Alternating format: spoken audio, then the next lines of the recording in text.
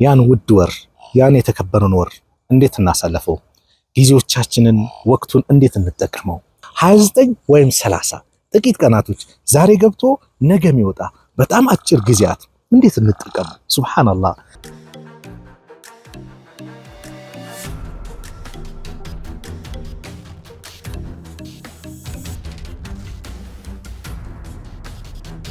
ቢስሚላሂር ረህማኒር ረሂም አልሐምዱሊላሂ ረቢል ዓለሚን ወሰላቱ ወሰላሙ ዐላ ረሱሊላህ ወዐላ አሊሂ ወሰህቢሂ ወሰለመ ተስሊመን ከሲራ ወበዕድ። ሰላሙ አለይኩም ወረህመቱላሂ ወበረካቱ። ያን ውድ ወር ያን የተከበረን ወር እንዴት እናሳልፈው? ጊዜዎቻችንን ወቅቱን እንዴት እንጠቀመው? ይህ የተከበረ ወር አጭር ቀናት ናት። አያመን ማዕዱዳት የተቆጠሩ ቀናቶች አለ አላህ ሱብሓነሁ ወተዓላ። አያመን ማዕዱዳት የተቆጠሩ ቀናቶች 29 ወይም 30 ጥቂት ቀናቶች ዛሬ ገብቶ ነገ የሚወጣ በጣም አጭር ጊዜያት እንዴት እንጠቀም? ሱብሃንአላህ። የዛሬ ዓመት ረመዳን ብለን ስንጾም እንደው አንዳንድ ቦታ ላይ ታስታውስም ወንድሞቼ እህቶቼ፣ ማለት የጾምንበት ያፈጠርንበት ቦታ የሆነ ቦታ ላይ ቁርአን ስንቀራ የሆነ ቦታ ዳዕዋ ስናዳምጥ የሆነ ቦታ ስንሄድ ጊዜው እኮ ከኛ አእምሮ አልጠፋም። ለምን? በፍጥነት እየመጣ ስለሆነ ወቅቶች በጣም አጭር ናቸው። የረሱል አለይሂ ሰላቱ ወሰላም አንድ ሐዲስ አለ። ዓመት እንደ ወር እንደሚሆንበት ወቅት ይመጣል።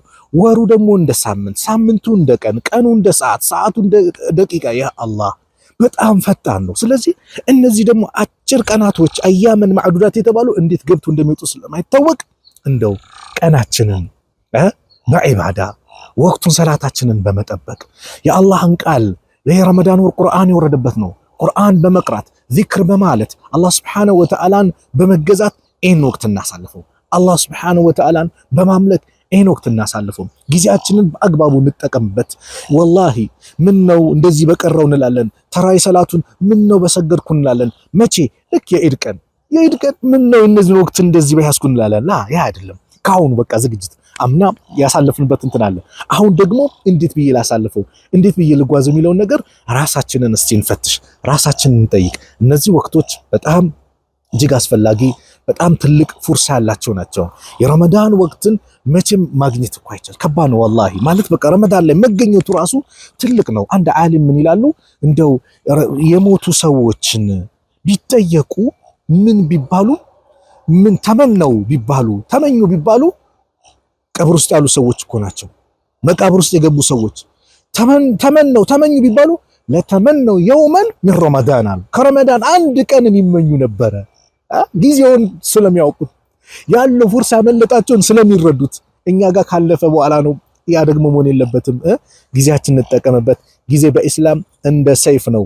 በመልካም ነገር ካላሳለፍ ነው ካልቆረጥ ነው እሱ ራሱ በሸር ይቆርጠናል። ምን ጊዜ። ስለዚህ ጊዜያችንን በአግባቡ የረመዳን ሌሊቶቹን ቀናቶችን አላህ በሚወደው በቃ እስቲ ዚክር እናብዛ፣ እስቲ ቁርአን እንቅራ፣ እስቲ የሆነሽ ነገር በቃ ከአንደበታችን መልካም ነገር ኸይር ነገር በመስራት ሰደቃ፣ እናት አባቶቻችን በመንከባከብ በኸይር ነገር በግራልን ኸይር ነገር ላይ እናሳልፍ።